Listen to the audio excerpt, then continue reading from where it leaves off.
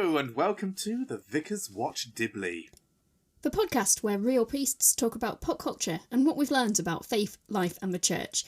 We've watched Dibley, now we're watching everything else. I'm Cate. I'm Ross.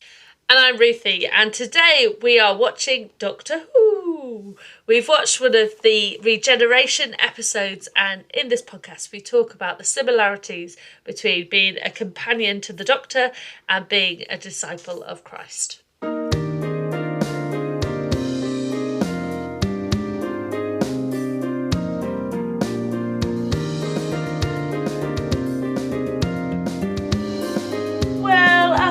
Happy hello to you all. Hello. Hello. Hello. We're in our vicarages. You're listening in, and we are ready and raring to talk about Doctor Who.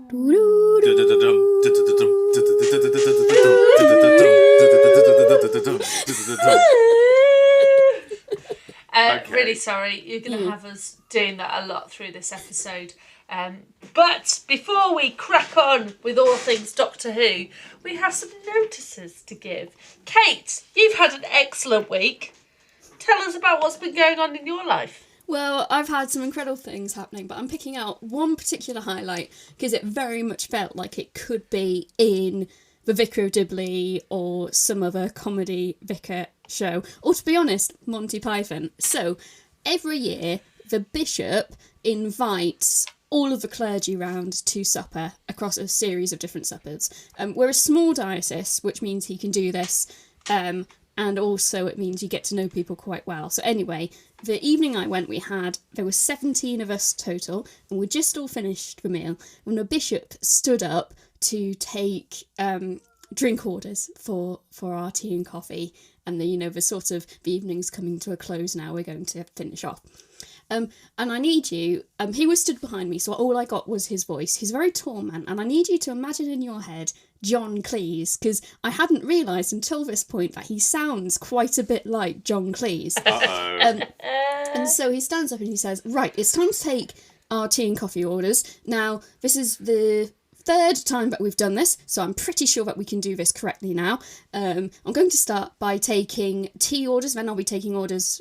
No, I'm going to start by taking coffee orders, but then I'm going to be taking tea orders, including decaf and herbal teas, etc. But starting off by taking orders for coffee. And then someone says, is this caffeinated or decaf? I'm going to start by taking orders for normal caffeinated coffee.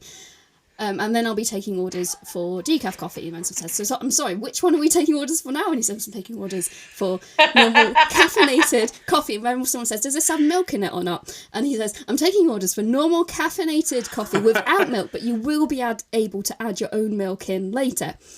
So when he takes orders for caffeinated coffee, hands up. But then someone says, sorry, I wasn't listening, what are we taking orders for? So he repeats this.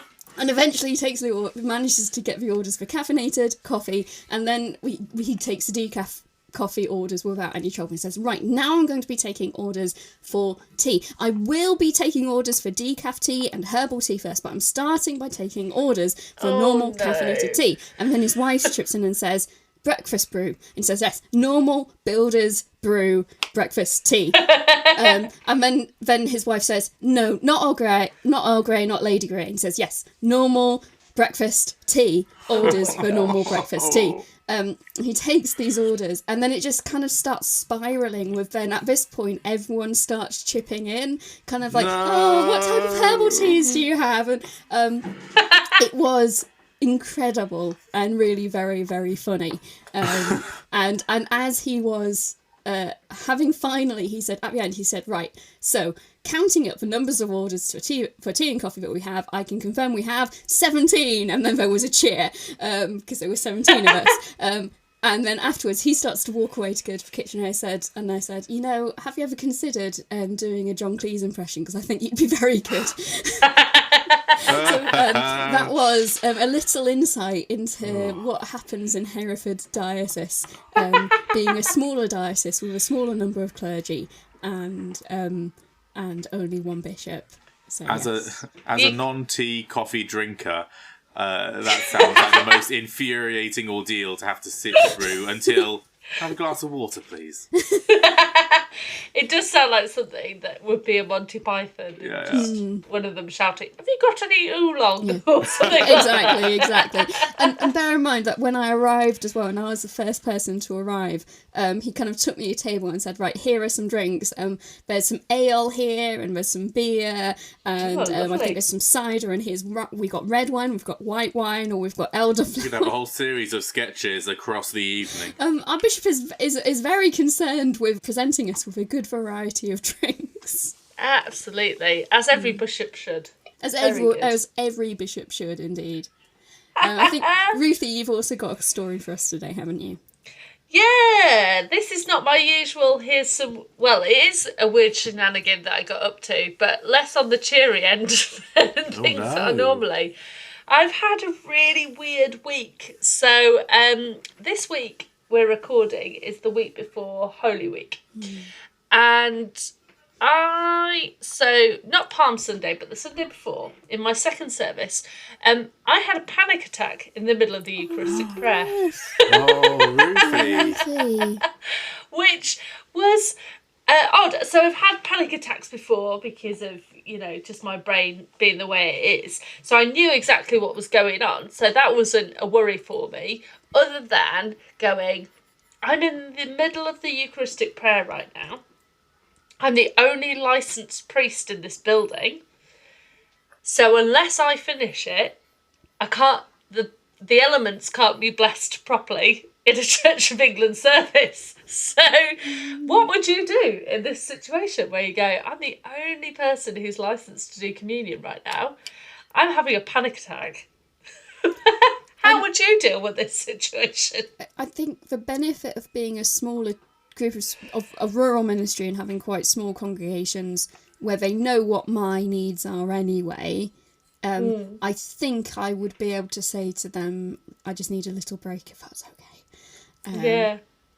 I don't know. I mean, I've had to suddenly have to sit down before or go off and find painkillers, not during the middle of a Eucharistic prayer, but during the middle of a service. Or suddenly ask someone to be my hands. That's happened before. Yeah. I'm going to tear your case study apart with questions about... Great. Do you have like an aumbry or a tabernacle where No. So there's no reserved sacrament in the building? So there's no reserved sacrament around. And how far through the Eucharistic prayer were you? About halfway through, so I was getting towards the words of institution. Okay. So I was, Now, lifting elements. I've never had a panic attack, so I don't know how easy or it is to push on through.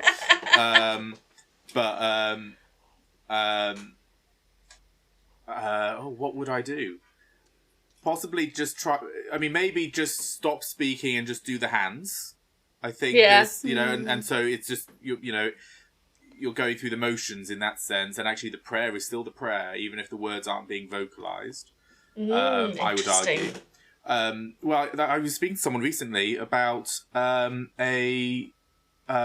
was a priest who is deaf dumb, I think, but has a translator. So the priest is there at the altar, but the voice is elsewhere. Another interesting. Over the sound system. So anyway, I don't. That doesn't. If caught on the go, you can't just sort of say. Mm-hmm. But maybe just like strip it back to what is manageable right now. Actually, the prayer with the hands is the thing, or the voice without the hands. Skip over the Agnus. You don't need the Agnus Dei. Skip over that. Bring in, get your church wardens up and maybe even just say in the middle of the prayer, "Wardens to me." Wardens on me. Wardens on me. So that actually, as soon as everything is sort of holy, you are able to say, "I need you to now take these and go. I need a moment." Yeah. Yeah. So, and then come back and explain the theology afterwards. No, that's the thing, because, most people in the congregation are going to go, well, why can't someone else just take over at this point? And go, in our theology, they can't quite. So there was another ordained person in the building, in my partner, but she's not licensed to the parish. And so doesn't have a DBS checked and everything like that. So I thought, I can't, because fortunately, normally I could just go, nah, tag in, this is you. But I couldn't do that because she's not licensed. So what I decided to do was I could feel it building. And so I was like, Nat, get over here. Nat, over here now. And she was like slightly oblivious to what was going on. I was like, you here now. And eventually she came over and I just gripped her hand, like losing blood and feeling in her hand so I could get through the rest of the words and use my other hand to kind of bless elements as I was doing it. And then I turned off my microphone. My church warden came to do the chalice and I said to Nat, can you distribute? Technically not licensed, but I felt, as blessed for at that point. And I turned around and sat down behind the altar, just trying to breathe, whilst also having a 4-year-old running around going, Mummy, Mummy, Mummy, and trying to say, Ben, can you just come here and give Mummy a cuddle? Because she just needs a little bit of help right now, whilst also going, Mummy, can I go help Mama? And all of this. So the distribution happened with me hiding behind the altar, just trying to breathe and calm down. And then I got to the next bit of the service and got them to say the post-communion prayer. I breathed and then went to my chair, got my partner to do the clearing up of the altar and everything like that. And I sat down in my chair and said, I'm terribly sorry, I'm having a panic attack to the congregation. So what I'm going to do is I'm going to do the blessing now. And then I'm going to announce the hymn. And during the hymn, I'm going to go home. I can laugh about this now, but at the time it was very stressful. And that's what my plan of action was, that I thought if I do this, that the service is finished, but I didn't want everyone coming up to me and going, are you okay? Because that would have made it worse for me. And so I just needed to get home. And that's what I did as part of the service. But from that moment, it's just knocked me for 6 this week. Like, I've just been exhausted. And trying to get my brain to form sentences and do the things it needs to do has been a lot harder. So I'm telling you the story, listeners, as a, if you're there, if you've been through that experience of anxiety and panic attacks, I hear you. Like, it's horrible and it's not a fun place to be. But this is something that people have to deal with in their work life. And me, as a clergy person, it was something I had to deal with in my work life at that moment. And we learn things to do. So just be kind to each other, because you don't know what's going on behind someone's brain. And actually, my church were really kind to me and really lovely. And I know some of them might not get it in the same way that others do, but I got texts from people saying, I hope you're okay. Someone came and dropped flowers later. It was really lovely. So I was fortunate to be in a place that actually they were just really lovely about it. Yeah, which I think, and that's a big takeaway. If you are discerning a call into ministry, or to be honest, any job, and people tell you that you can't do the job because of your limitations, whether that's mental health or physical health, it's really not. It's the culture that surrounds you that makes you able or disabled. And if you have those people around you who understand and know how to respond appropriately and support you, and if, like, there's been times I've had to stop in the middle of a Eucharistic prayer and say, my brain is too foggy to read and process words at the moment. Just give me a couple of seconds while I just get back onto the moment. But it's the people who are around you and supporting you, and I'm so glad that at least you had those people who were understanding for you, but a terrible situation.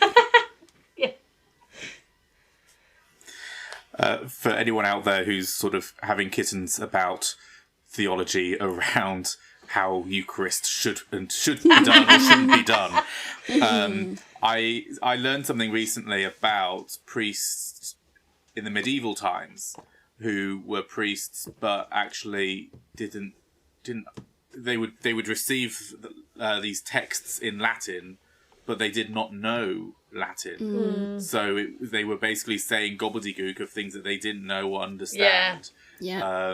In the hope that that was something holy.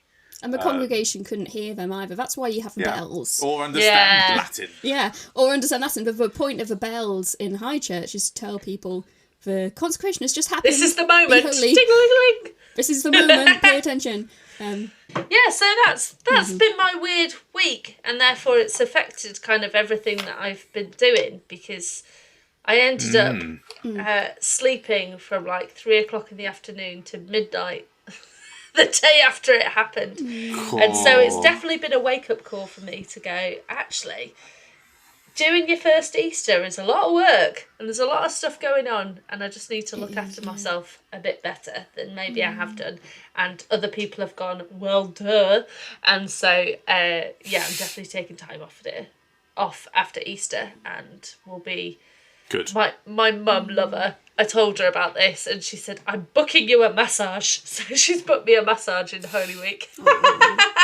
So that'll be a nice thing to just go, we'll see. Let's just hope a wake doesn't turn up again.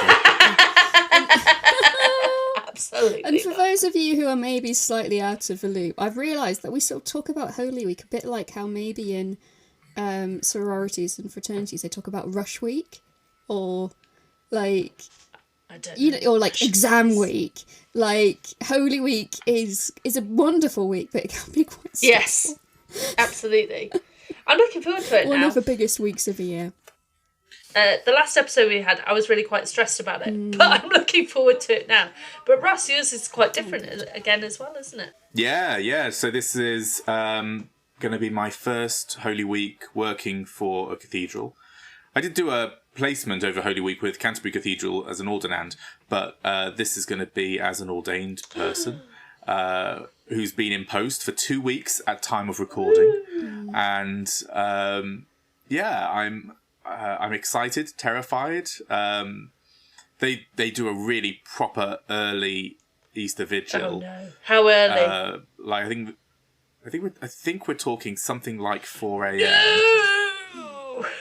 Or like that's when we have to get something weird like that. Is that 4 a.m. before the time change or after? So it's actually going to feel like 3 a.m. Oh no, Ross! And I thought the 6 a.m. dawn service was going to be difficult.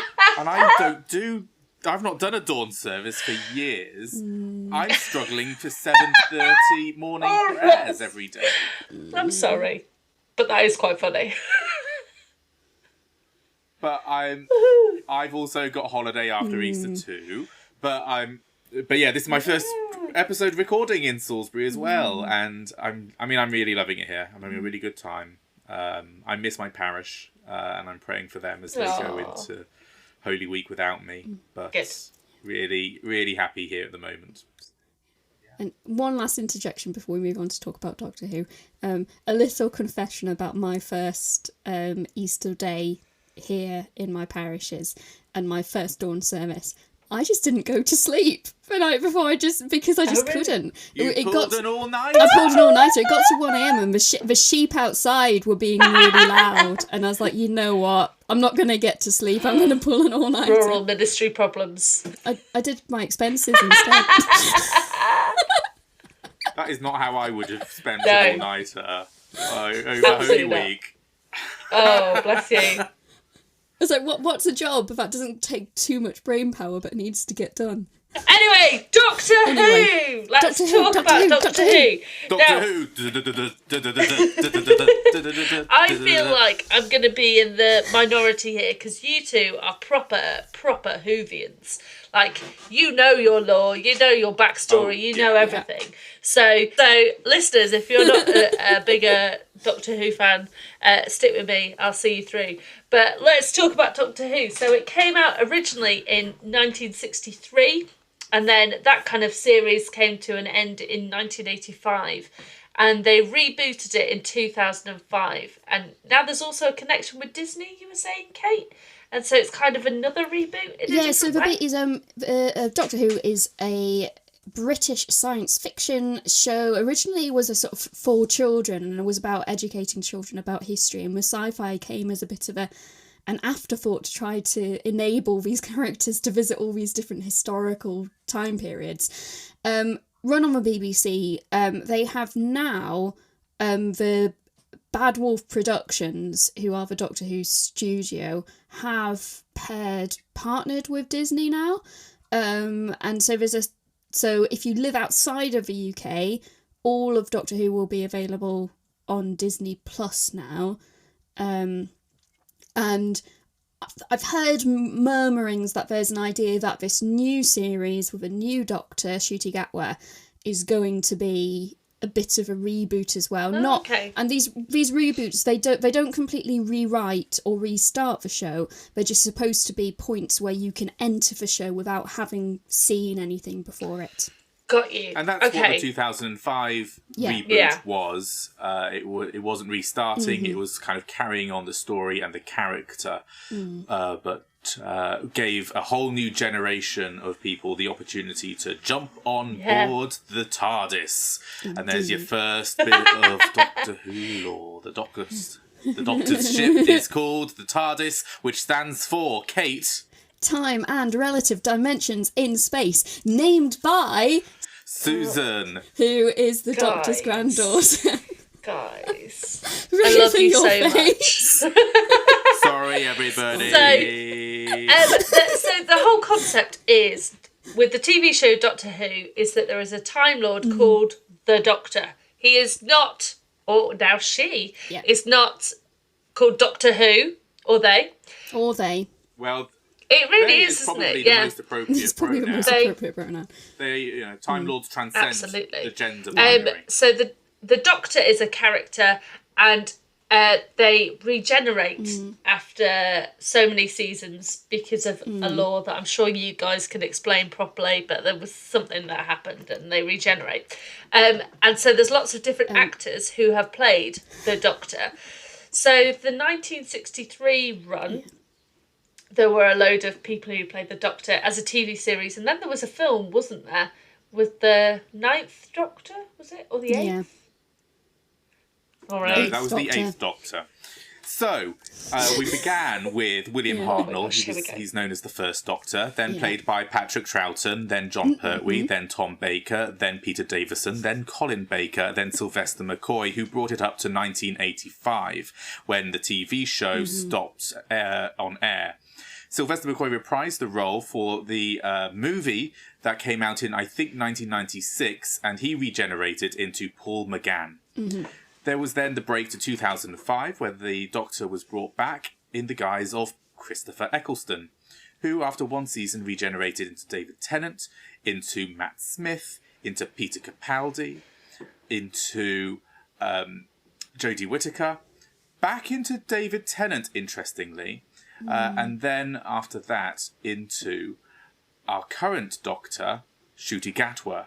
Now, I have omitted the War Doctor, who comes between Paul McGann and Christopher Eccleston, but he was introduced in a later episode, kind of a retcon, as the Time War Doctor. You've also omitted another Doctor who we don't know where she places in the continuity, though it is suspected that she might be. There is an unknown period. I think is it around? I can't remember. There's a regeneration we don't see, so there's a suggestion that there's an unknown period where there could have been other regenerations, and that's where where Jo Martin comes in. There are also, in a piece of lore that was revealed during Jodie Whittaker's time, we discover that the character, before she was the Doctor, regenerated a number of times as well. So there's, when we talk about how many Doctors there are, it has now become a very complicated answer to a question. You could say 18, you could say 17, or you could say many, many, many more. And poor Ruthi, you are being overrun by our geekiness here. I feel like, you know that Homer Simpson gif where he rolls up in the car and just shouts, "Nerds!" out the window? I feel like I might need to do that every so often just to rein you guys back in. I mean, there'll be Who fans who are like, this is the best episode ever. And there'll be other people going, I don't understand what words they just said. And Ross, did you have a list there? Or did you just know those names off the top of your head? No, that's literally off the top of my head. I love you guys.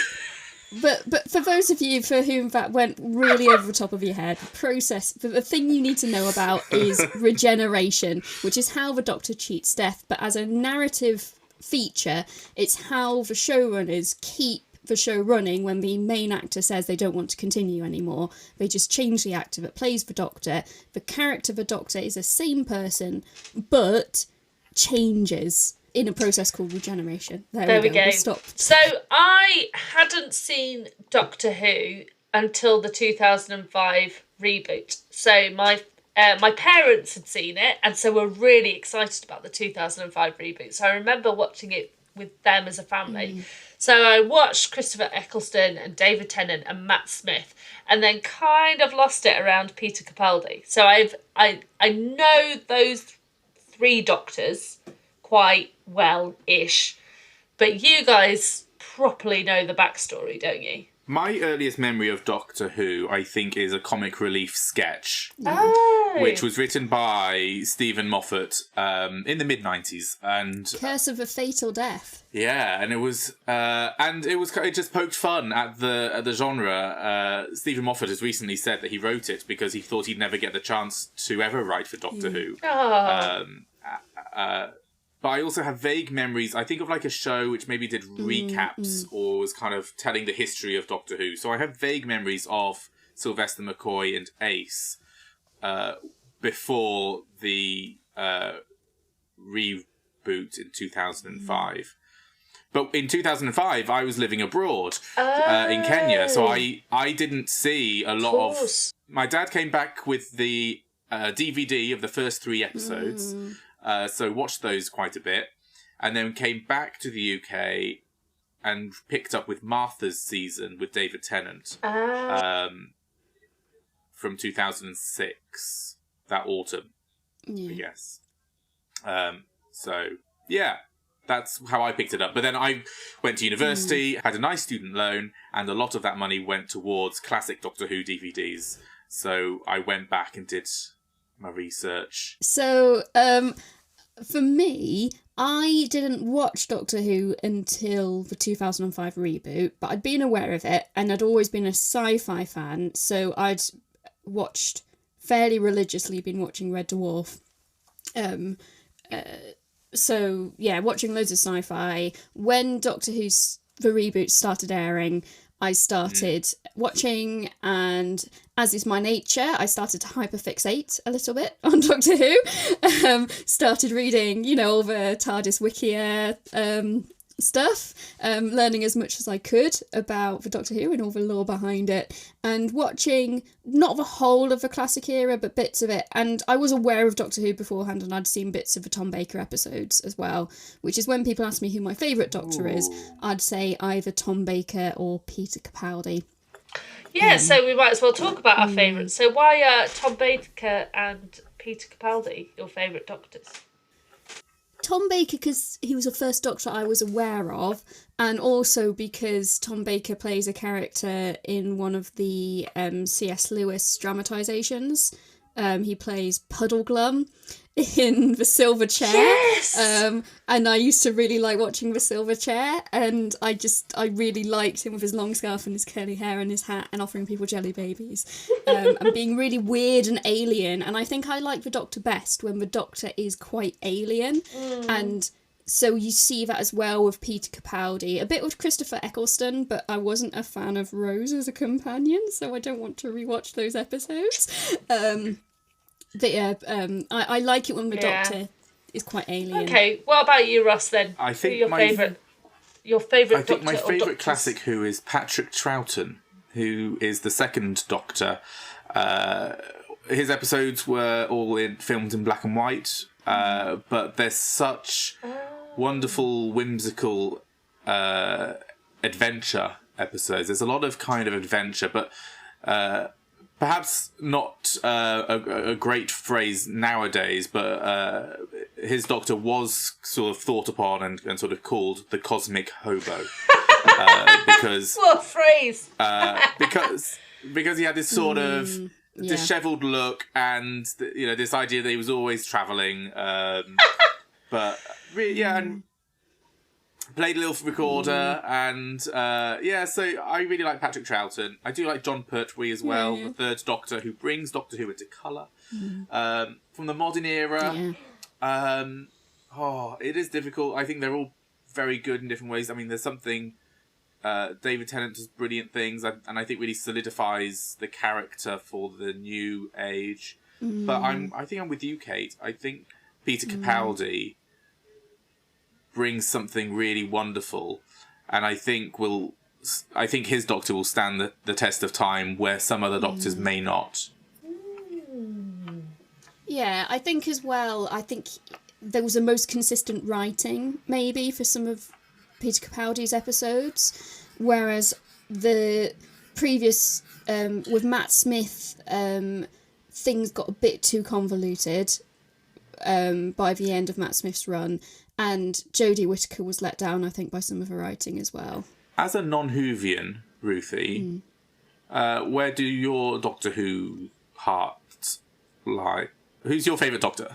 Oh, it's got to be David Tennant and Matt Smith, because, I mean, those are the ones I've seen the most. Christopher Eccleston I liked, but, he did one series, so you didn't get into him as much. But I think David Tennant is probably my classic Doctor. But I've not seen any of the previous series for the 1963 to 85 era. But I just love the space, and you know me, I'm a sucker for romance, so the fact that there was a few romantic storylines thrown in there for those two Doctors, I'm like, yep, I'm on board. I'm good with this. And Fez's whereas I was really not on with romantic storylines, because the Doctor is over 900, and having romances with teenagers just made me feel really uncomfortable. And River's Song just felt too played up for me. But I loved River's Song. Fight me. But let's... Fight me. I like River's Song. I loved River's Song, but let's move on, I think. Let's move on. Yeah, in fact, let's move on to companions. And we've started to hint towards some of them. What about... So companions are those who kind of travel with the Doctor in the TARDIS and go on all these different adventures. They aren't Time Lords. Well, maybe some of them are sometimes. They tend to normally be human, apart from K9. And Romana, and there's... I'm pretty sure there's another alien in there as well. I thought they were normally human, but apparently not. There's the aliens in there too. Often. But what companions are our favourite? Go on, Kate, you Donna. kick us off. Donna is the best. I love Donna so much. I was so happy to see her return for the Christmas special this year. It was so wonderful. So happy to have her back. Good choice. What about you, Russ? I'm going to go classic, I think. Big love for Sarah Jane. Yeah, she got a whole spin-off Sarah Jane series, Smith. didn't she, as well? She did, yeah. She was the first companion to come back for the after the 2005 reboot, and then got her own spin-off show, which was sometimes better than the Doctor Who's at the time. But loved Sarah Jane. Also love Romana, who was a Time Lord companion, and really gave great back and forth with the Doctor. There was a tendency sometimes for the companion to be more of an assistant and kind of be the one who's there to ask the questions and be rescued. But Romana seemed to have a bit more fight. And for those of you who are hardcore, deep lore Whovians, I think my favourite is Romana 1 over Romana 2. Who's Romana attached to? Which Doctor? She's first with... No, she's all with Tom Baker, the fourth Doctor. Yeah, so interestingly, both of our favourite companions aren't the companions to our favourite Doctors, which is... That's an interesting observation there. In terms of the modern, I do have big love for Martha Bill. Yeah. And Bill was one of Peter Capaldi's. I did like Bill. Yeah, Bill's often forgotten, but she was a good character. Yeah. Actually. Yeah. And then just throwing into like not quite companions, but I'd say anti-companions. The Master, who has times of almost being the Doctor's companion, but is meant to be the Doctor's adversary, rival. Originally his best friend, when they were in the Time Lord Academy. Nemesis. My favourite Master is probably the most recent actor, Sacha Dhawan. Sacha Dhawan. Although Michelle Gomez as Missy is really good. And I do like John Stone. Basically, the Master is a really good character, but not a good person. Ruthi, we skipped over your favourite companion. No. Yeah, sorry. You don't have so many. I don't hate Rose as much as Cate does, apparently. I liked Rose, but I think my favourite's probably Amy Pond. I liked Amy. I thought she's got a bit of gumption and a bit of moxie, and is just pretty great. And Amy and Rory are fab. But I like River Song as well. But no, I think I've got to go Amy. Amy, I think, might be my favourite. Probably because she's ginger. I was going to say she's a redhead. She's the redhead. Just like you. So I like her. She's great. Yeah. So that's a bit about what we think about the Doctor and Doctor Who and companions and all of this. And I hope you're still with us, because we're actually going to get into the God stuff, which I know is the only reason why you're here, Ross. You're only here for the theology. Cate, tell us a bit. You wanted us to talk about this, and you gave us a specific episode to watch. Explain. Yes, so I asked the both of you to watch the first episode of Peter Capaldi's Doctor, so that's season 8, episode 1. It's called Deep Breath. You could have watched any regeneration episode, really. I almost suggested that we watch The Christmas Invasion, which is where Rose adjusts to David Tennant as the new Doctor. But I don't like watching Rose episodes, so I chose Peter Capaldi. But particularly because there's a conversation between the companion at the time, Clara, and Madame Vastra, who is a companion who doesn't travel with the Doctor. If that makes sense. She's a recurring character, a recurring friend of the Doctor. And there's a big focus of this episode is Clara coming to terms with what has happened to this Doctor and the Doctor having changed, despite the fact that of all the companions, she is probably the most prepared for the Doctor to regenerate, both in terms of, as in her story, she has encountered every incarnation of the Doctor, which we won't get into how that happened. But also there was a very big lead up in the episode before this to the Doctor regenerating, and to the end of the Doctor's life, of the end of that incarnation of the Doctor, although at the time they thought it would be the end of the Doctor.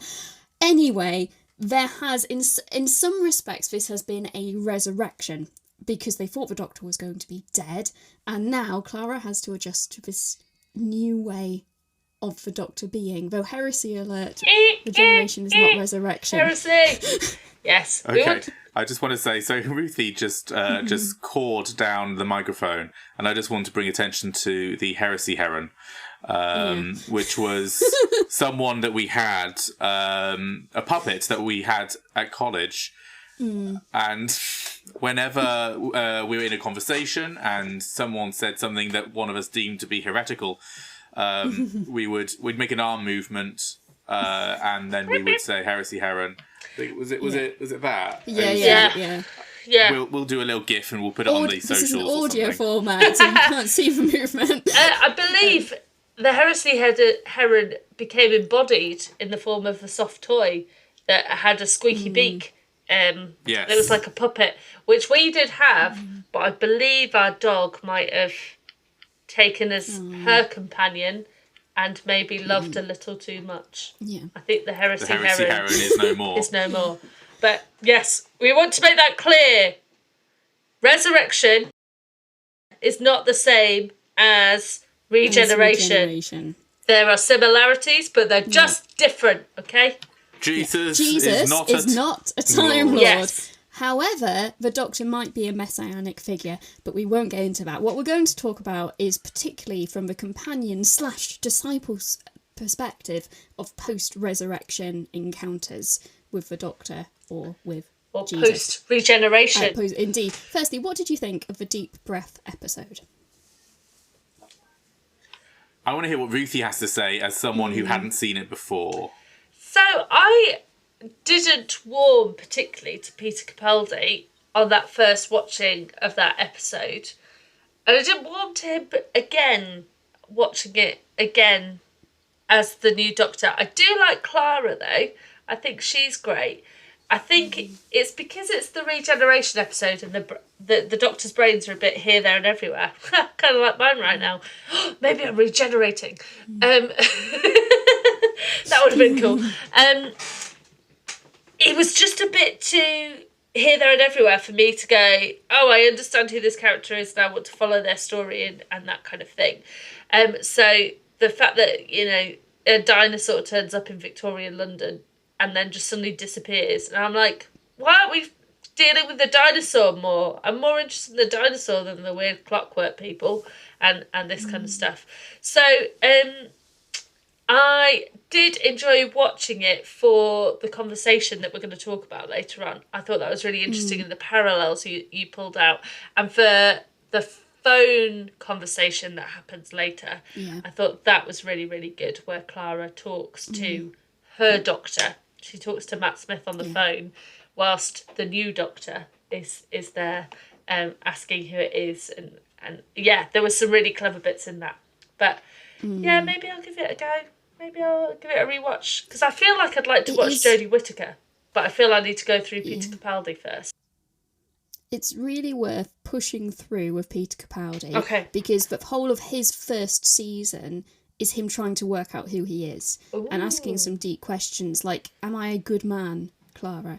And then it gets a lot better, particularly once Missy is really properly introduced and when Bill is there as well. Okay. There's a really good storyline there. Without giving spoilers, it does cut quite good. Okay. But push through that first season of Peter Capaldi. Yeah. What did you think, Russ, rewatching it? Well, I'm trying to remember what I thought when it first came out, and as I've gone back and rewatched some episodes, I think that you can see that the showrunner Stephen Moffat is trying to do really big things and ask really big philosophical questions and do kind of character studies into the Doctor more generally. And sometimes that does carry over and work well in standalone episodes. But sometimes you kind of just want the monster of the week. You want the dinosaur to get back home or whatever. Yeah.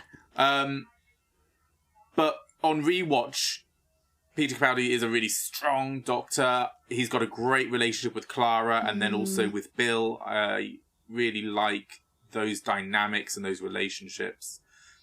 I find Deep Breath an interesting episode to watch. It feels a bit...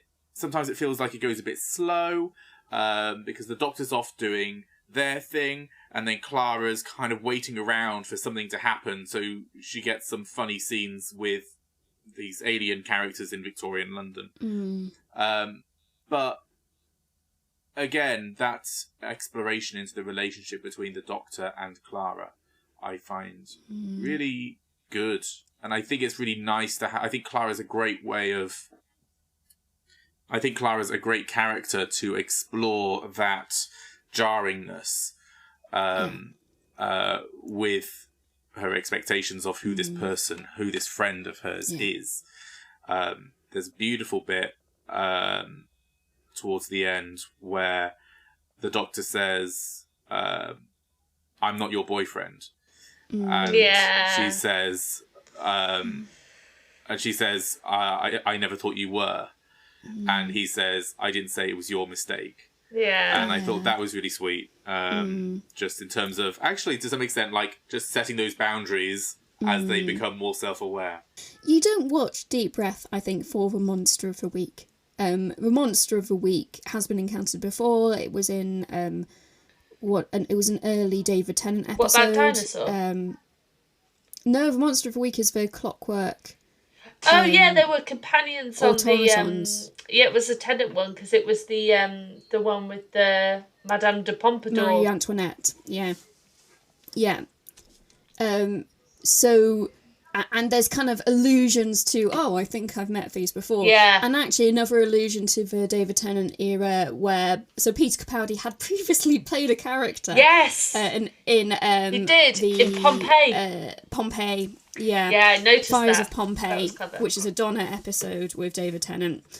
So, I wanted us to talk about the post-resurrection appearances. This episode is coming out post-Easter, so I thought that would be a nice little time to come along. So let's do a very quick quiz. What are the post-resurrection appearances? Can we name them off the top of our heads? Mary Mags, what a babe. Mary Magdalene in the garden. Yeah. Peter on the beach. Yeah. The lakeside. The with the disciples. Yeah. Yeah. Yeah. The lakeside breakfast. Well, Road to Emmaus. Yeah, Emmaus Road. You've got the upper room where Thomas isn't there, and then the upper room where Thomas is there.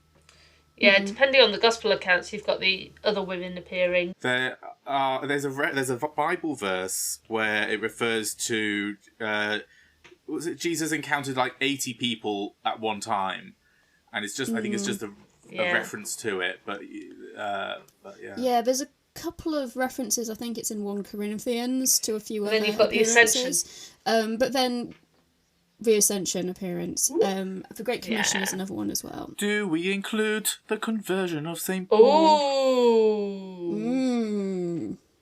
I think we do. The vision of Christ. But then other people have had visions since then. We particularly define the post-resurrection appearances as those appearances which Jesus made after the resurrection until his ascension into heaven. One of the very interesting features of these appearances is that often his friends and disciples don't recognise him until something particular happens. Either he calls them by name, or he breaks bread on the Emmaus appearance after having spent hours talking to them and explaining the Gospels and explaining why Jesus had to die and what the resurrection was about. And it's only when he broke bread that he was like, oh my goodness, and then he disappears. I love that. I am particularly captivated by this idea of not recognising Jesus as he walks among us, and that's why I like to use the regeneration as a way of talking about resurrection, because the companions often don't recognise the Doctor after he's regenerated until he does something or she or they do something very doctorish. Yeah, which is what I really liked about this episode, is, if I'm okay to go to this point, is that they've had their adventure in London and the dinosaurs, and they come back, and I think they end up in Glasgow, don't they, or something like that. And Clara's doctor phones her from the past into the future and talks to her on the phone and asks about what does he look like now, and how are things going, and you need to see him, he needs you more than ever, and all this stuff. So she's speaking to Matt Smith while Peter Capaldi's there saying, is that the Doctor? And chatting to her, and she's saying, yeah, you've got grey hair and all this kind of stuff now. And I can't remember the exact lines, but he says something like, I wish you could see me. I wish you could see that it's me, or something like that. Yeah. And finally, the kind of penny dropping her and recognising that the Doctor that she knew is there. He's just got a different face and will act a bit differently. But the person she knows and trusts and that she needs to be there for is still in existence. And what's really interesting is there is a conversation between Clara and Madame Vastra, which in my notes I wrote down most of, so please do humour me for this. This is just where they're talking about what's happened to the Doctor and about him having regenerated, and Madame Vastra says, oh, you've got such a cynical smile. And we need to make clear that Madame Vastra is a lizard lady, isn't she? Like, she is. A yes. Silurian. Is it Silurian? No, Well, that's a different. That's a different traditionally, she was the Silurians were the race who lived under the earth from the Silurian era. But actually, but actually, I think you'll find that. So yeah, shorthand is Silurian, but Homo reptilia, I think, is the correct actually, title, I think you'll find it's Homo reptilia. Actually, So she looks like a lizard. I think you'll find She's in a the human Latin. lizard lady. So she wears a veil while she's in public sometimes, so that people don't have to see her face, and that becomes important for the conversation she has with Clara. Yeah, and she is living a bit like Sherlock Holmes is the sort of type of character she's meant to be. But anyway, so this is a conversation just after Madame Vastra has talked about him having renewed. Clara says, he isn't renewed. He looks old. You thought he was young? He looked young. He lacked your he looked like your dashing young gentleman friend, your lover even. Shut up. But he's a doctor. He has walked this universe for centuries, untold. He has seen stars fall to dust. You might as well flirt with a mountain range. I did not flirt with him. He flirted with you. How? He looks young. Who do you think that was for? Me? Everyone. I wear a veil as he wore a face, for the same reason. What reason? For the oldest reason there is for anything to be accepted. And I really like that, because there's something as well, if we then think about the incarnation and Jesus, of Jesus being the Word of God and this extra dimensional being, really, and something powerful taking form to be like us and to be accepted among us. Nice. Are we verging on heresy? Well, yes, but I think I do think that it is I think it's heretical to say of God that God needs us to accept God. Yeah. And it's fine to say that about the Doctor, but the incarnation is not God being needy. No. And I just want to make that distinction. But there is something about, I think, Jesus taking on form to look like us, so that we may see him face to face and see Jesus and know Jesus. Though he was divine, he did not cling to equality with God, but made himself man. Yes. And then Vastra goes on to say, the Doctor regenerated in your presence, the young man disappeared, the veil lifted, he trusted you. Are you judging him? And so what I particularly was picking up from this, as I was reflecting on the incarnation, and then Jesus then appearing post-resurrection, is there's something about the veil being lifted, and finally Jesus revealed in all his splendour. Until this point, he has been kind of keeping the secret, as it were, and not wanting people to know too much about his divinity. And then post-resurrection, we talk about the curtain being torn and the veil being lifted. And there's something about Jesus trusting his disciples to recognise him. Maybe. Very interesting. Yeah. Which, in a very poignant pause there. Sorry, I'm just thinking about it. I wasn't expecting the messianic secret Surprise! To come up. Surprise! Because I find that really fascinating as well. And I don't know what I want to say about it. Well, let's continue. The messianic secret no longer being kept secret. The veil being lifted, and for the Doctor to, for Clara, no longer wearing his disguise, as it were, and trusting her with something more than what he had been. In the resurrection and in the Doctor's regeneration, our relationship changes. The companion's relationship to the Doctor changes, and the disciples' relationship with Jesus changes, and our relationship with Jesus changes. How do we respond to this revelation? The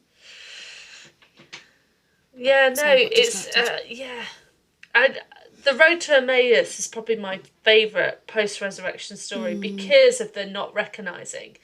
And actually, it's Jesus walks with these people for hours to talk about, explain everything that's going on. and how it all connects together. And to be in that conversation must have just been amazing. But I think it's partly as well because, you know, if someone who is your closest friend and your leader and your messiah dies, you don't expect them to suddenly walk along the road with you. And so it's only in the familiar that you then go, oh, heck, it's Jesus. And it's in that, you know, that it must have been a really significant moment for them to visually see of Jesus breaking the bread at the Passover meal, to then it be at that point go, oh, I got it. Yeah. There's a wonderful moment when Sarah Jane Smith first encounters the David Tennant Doctor, the 10th Doctor. She encounters him in a school several regenerations after Tom Baker. And she just introduces herself. Hello, I'm Sarah Jane Smith. And he introduces himself under the pseudonym John Smith, which is one that he had used with her way back in the day. And she says, oh, I knew someone who used to go by that name. And that's it. That's the encounter. She doesn't clock that it's the Doctor, and he's there grinning. Oh my goodness, it's my Sarah Jane. Later on, they're both investigating this school separately, but she is sneaking around and she encounters the TARDIS, the blue police box, which is the shape of the Doctor's time machine, and she sees it, and it's sort of like a haunting look of, oh my goodness, and the eerie music plays, and she turns around and there is David Tennant, and he goes, hello, Sarah Jane. And there's almost something of that Mary Magdalene moment in the garden, or that Emmaus Road moment where you need, you know, that all of a sudden there's that extra context. Well, Emmaus Road, because the breaking of the bread is like seeing the blue box. It's here is something that contextualizes this encounter. But then the first words of Jesus are Mary, and as they recognise each other, as opposed to "Woman, why are you weeping?" But first words of the Doctor to Sarah Jane are "Hello, Sarah Jane." And I mean, do you have those moments in your? I mean, we've been talking about those post-resurrection experiences, but do you have those moments in your own walk with Christ, where you've been going about your life or your work, and you've been doing something, and you suddenly have that moment of, oh, Jesus has been here with me, like, oh, this is a God moment, where you haven't been paying attention. You've maybe noticed something in your gut that there's something special and significant happening. But then you suddenly have that, oh, often in reflection, like, oh, that was a God moment. I've got a moment, and it's kind of pertinent as we're about to enter into Holy Week. I don't think I've told this story before. If I have, shut me up.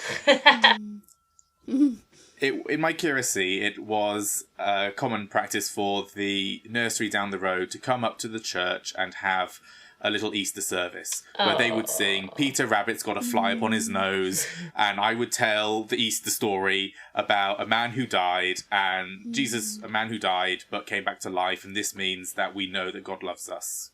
Keep it really simple for the 2 to 3 year olds. You maybe a few 4-year-olds, but preschoolers anyway. In our church, we had the Stations of the Cross up, and they were a very particular kind of particular artist. I want to say Buber, but I'm not sure if that's correct or not. They're quite graphic, artistic images, and they're really striking. And from where they were sitting on the stage, they could see the first station of Caiaphas and Pilate condemning Jesus. And they asked, one of the kids asked about what's happening in that picture. So I tried to tell them the story as best I could for them. Well, those two men don't like Jesus. That's Jesus there. They don't like him because he's telling people to love each other, and they don't like that. So they're going to have him killed because of that. And then they could see the next one on the next pillar. Yeah. And all of a sudden, I found myself doing the Stations of the Cross with toddlers. Oh. And kind of making it up on the fly. And we got to like the Veronica with the towel and the face. I said, can you point to your eyes and your mouth and your ears? And then we went round and I was like, oh, blimey, what's it going to be like when we get to the crucifixion? They took it all really well in their stride, and, you know, and there were no sort of tears or wailing, but I think they were more spooked out by the image of the tomb, which was in this artist's depiction just this huge gaping black hole. And then, but anyway, so we did it, and it was the weirdest thing ever. I don't think you could ever recreate it, really. But afterwards, this little boy who'd first seen that picture was so struck by it, clearly, and he said to he used the phrase, were those men, were they not listening to love? Oh my gosh, that's so beautiful. For me, it was like, oh my goodness, that's a God moment of someone who is seen clearly. Here was a 3-year-old who probably, I have no idea what he thinks now, where his faith is or not. You know, he was 3, if that. But it was this beautiful distillation and simplicity of kind of the gospel. Yeah. You know, we do not listen to love. Oh my gosh. So I feel myself that was getting a God teary. moment for me. And there's something about that encounter with God, I think, in that toddler. Yeah. That's beautiful. It's those moments where our own faith is renewed in surprising encounters, or where God interrupts and you suddenly realise that was exactly what I needed to hear. Yeah. And that was God speaking to me through this person. Or that thing that I thought was an insignificant encounter as it was happening turns out to have changed someone's life. Yeah. Because Jesus was working through me for them. And it's that moment of it's in the action, in the God doing, that's when we recognise God. Sometimes, just as when the doctor is doing their thing. I'm right at the beginning of the episode, when the TARDIS has crash landed in London, and Madame Vastra, Jenny, and Strax are kind of going to investigate, and they say, the Doctor, what's he doing here? And the response is, there's danger, where else would he be? Which is that sense of, with God and with Jesus, you know, when you see people who are in suffering and in need of comfort, or where you see that great need, and why are we surprised to find God there? Because isn't that exactly where God is meant to be, and we should be expecting to find God.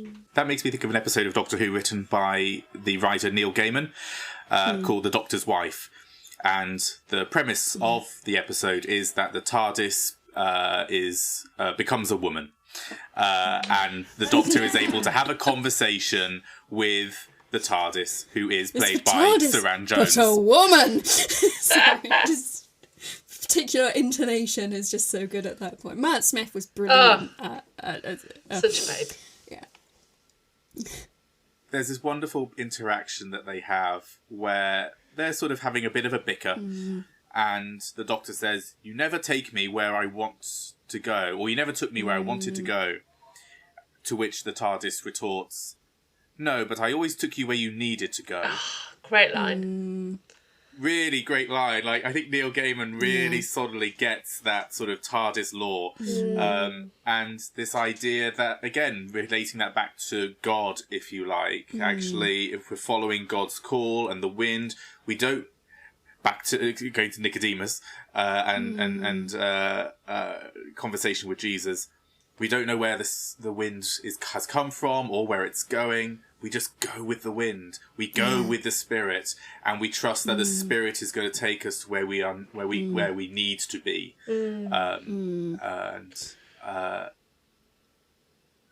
So that's just a whole other little bit of random Doctor Who meets the Bible. Which sort of brings us to kind of my next reflection point, which is there's a moment towards the end of the episode where Clara believes she's been left behind, which wouldn't be unusual. The Doctor has done that before, just left companions behind post-regeneration or at random points. Sometimes the Doctor's not incredibly punctual when the Doctor says they're going to return. And Clara's left trying to work out what she's going to do now. And she talks about, well, I'll stay with Vastra and I'll join in with what she's doing, which is in many ways is the Doctor's work, but in a static location.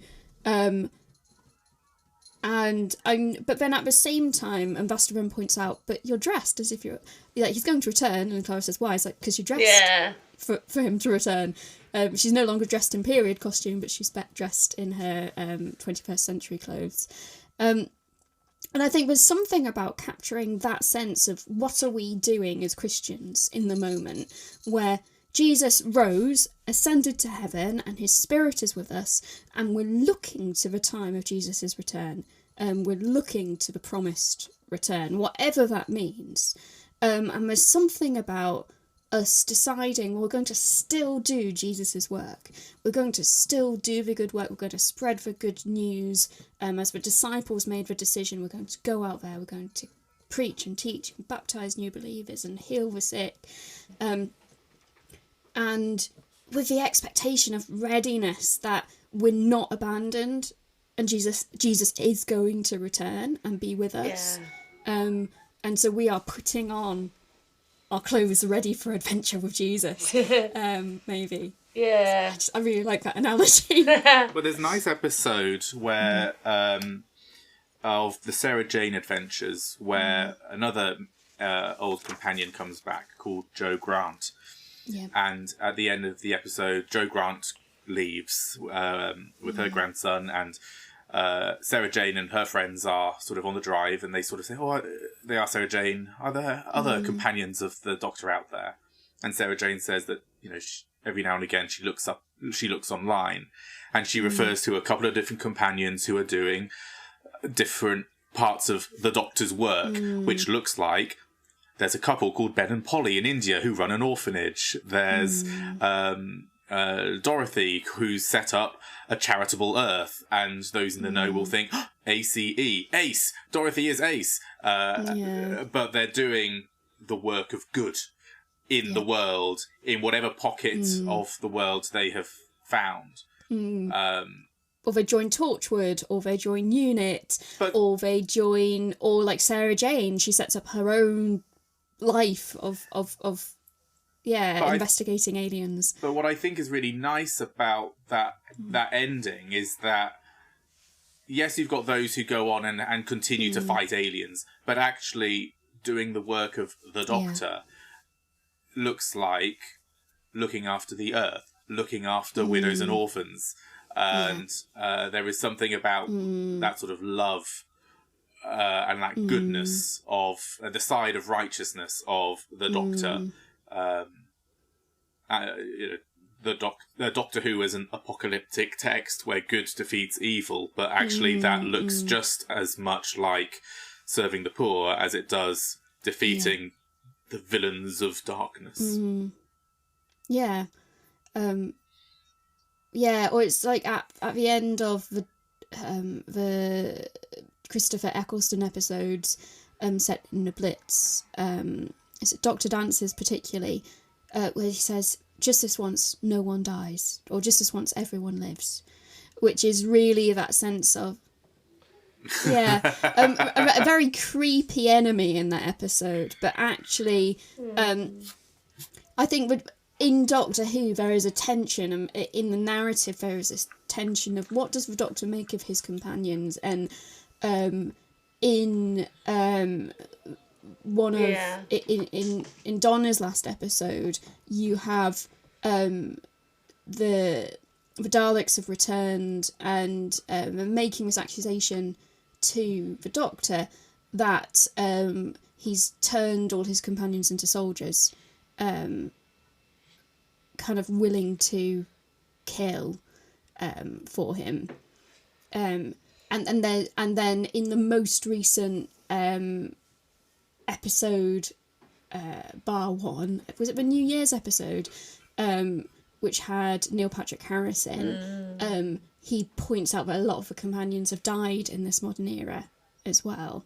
And so there is this tension between having created martyrs, but also the immense good that the Doctor creates and leaves in his wake in trying to save people and help people. And Amy Pond's second episode on Starship Earth, Britain, or Starship Britain, Starship UK, which is about this incredibly old ancient being not being willing to just watch children cry and wanting to reach out and help. Something that you sort of pulled out there that I find interesting is the relationship between the Doctor and his companions. And the companions not always doing what the Doctor would want them to. And it just put in mind for me the encounter of Jesus between the brothers James and John, when they ask for thrones, one to sit on his left and one to sit on his right. And he says, "You do not know what you are asking for." And, there is plenty that the church has done over the last 2 millennia that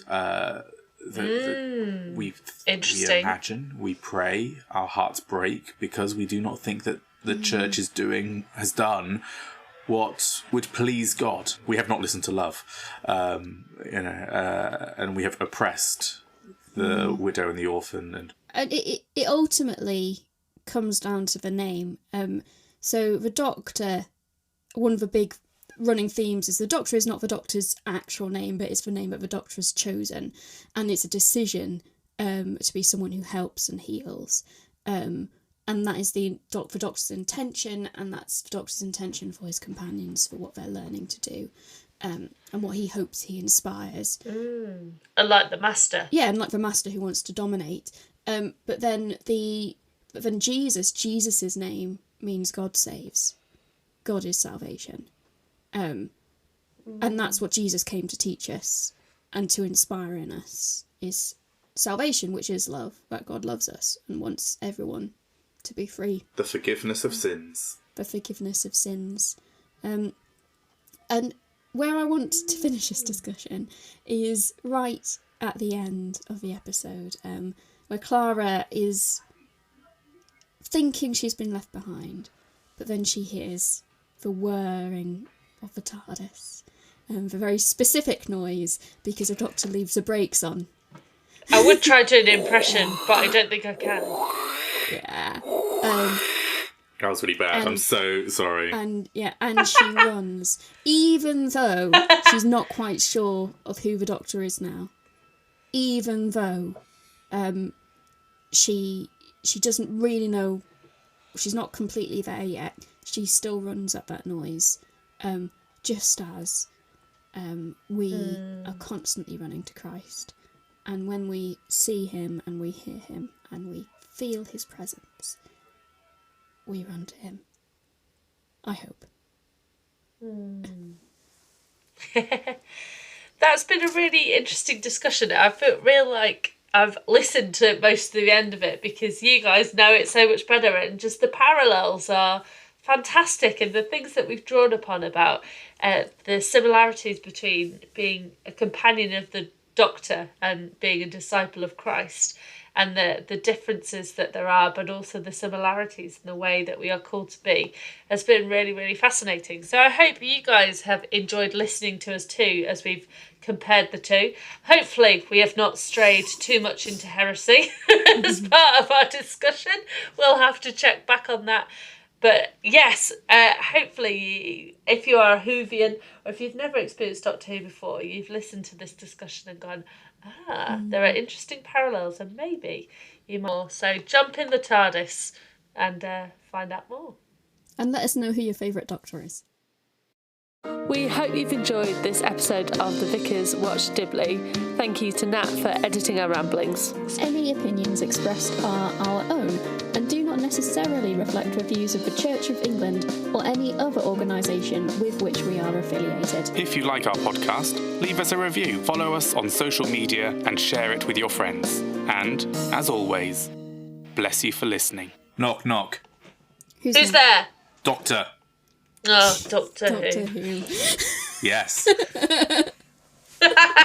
Oh, a classic. A classic.